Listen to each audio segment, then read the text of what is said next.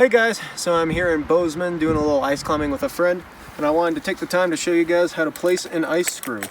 Now there's a couple different ice screws out there. They come in different lengths, starting with 10 centimeters, or what some people call a stubby, and then moving on to 13, 16, and then 19 and 21. And then some companies will sort of play around with the numbers, but that's roughly how they go. And so when we're placing ice screws, generally we're placing a 16, 13, or a 10. And then sometimes in maybe ice that's a bit more fragile on the front part, and then better ice deeper in, then that's when we can go to a longer screw.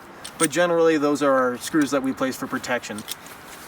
Another good thing to do is to practice while you're on your front points placing an ice screw with your hand in one of your ice axes, because that's how you're going to be when you're actually out doing it. So I got a good stick up here. When I'm placing screws, I can sort of relax a bit more. It's kind of easy to relax in this case, but I got both my front points centered over this one ice axe. I move my hand to the upper pommel, so that way I can have a bit of a straighter arm and I'm not holding myself in with my shoulder. And then I can place my other axe off to the side, somewhere where it's nice and solid and I won't lose it. And now I have a good position to place my screw. When you take it off of the ice clipper, it could be facing this way or the other way. Some people put it against their thigh and flip it around. One big thing is be careful about putting it on your mouth, because the metal can freeze to your saliva.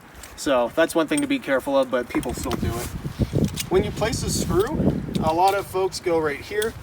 It's not impossible to place a screw up high, but it's kind of hard to lever it in, because when we're placing these, we want the teeth to bite in the ice. So a lot of folks will go for around their waist, and they can actually push in with their weight to start the threads in the ice, and then you can keep on pushing in. If you go up higher, then it's a bit harder to really press that screw in, and it also can sort of throw you off balance. So in general, when we're placing ice screws, we're going to place them in this sort of zone. Another thing I want to do is watch out for ice like this, where it's kind of crappy around the top and it's a little runneled. This ice right here happens to be dripping, so that's how it got that runneled feature. I want to go for more uniformed ice down here. Generally, place a screw before we go on to the vertical ice anyway. So, find a spot. Sometimes it helps to scrape around. And I'm just going to start my screw like that. You got to be really careful, because this is like the easy time where it is for the screw to fall out and you can drop it. But now I do a successive amount of half rotations until the screw is decently in there. It should feel kind of solid. And then at that point you can pull out the crank and start cranking away.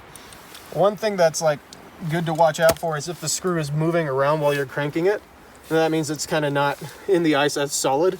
And so you can still get it in there, but you just got to be a bit more careful not to pull it out. Now I'm starting to crank my screw. I'm feeling the ice, feeling the screw go into the ice, and feeling if it's like solid, or you can feel air pockets when you're going through. Sometimes it can be a little bit hard to get a good screw when there's a bunch of air pockets there. Another thing is watch out for this little ice column coming out of the center. If it's like that, you can see mine just broke.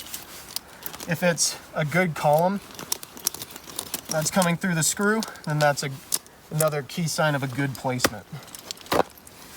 All right, so now we can see the screw is just about flush with the ice, the hanger is. You don't want to exactly over thread it, so this is as close to the ice as possible. And I don't want to give it another extra round, because that can strip the screws out of the ice and cause the placement to be weaker. New studies in science have shown that the strength of these screws is really in the threads rather than the shaft or the tube. So we want to keep the threads nice and involved with the ice, and without any like stripping of the threads or anything like that. So I have it flush with the ice here anyway. It's not that bad. Sometimes if it's, depending on the angle of the screw, sometimes if you can only go to there, just back it off a little bit and then keep the hanger as is. So yeah, once it's fully in there, you put the crank away, because it could damage the rope or cause your quick draw to unclip or whatever. And then you take your quick draw, put it on the screw, clip your rope to that, and you're good to go. Another thing that's worth mentioning is the angle of the screw compared to the ice. Old school ice ideas like I said before, they would place the screw at a slightly upward angle like this. You would place it a bit better than that. There we go. And so the screw is at an upward angle, and they would place a screw like that because the idea was, at least back in that time, was the strength of the screw was in the tube right here. And so by having the tube at a bit of a higher angle, they thought it would give strength to the placement. Whereas nowadays new studies show that actually placing the screw slightly uphill like this, slightly downturned, adds more strength to the placement because the studies have shown that the strength is in the screws rather than the tube. However, when you're actually like in the middle of placing one, it's kind of hard to get that upward angle just right. So companies really recommend just trying to get a good 90-degree angle with the ice. That kind of helps meet the middle with both worlds.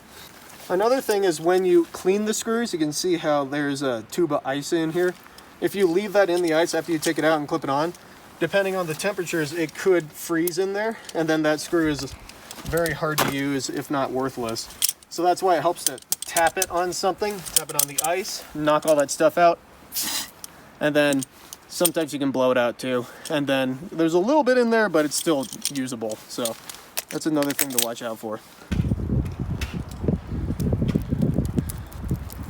All right, so I started leading up that steeper section right there.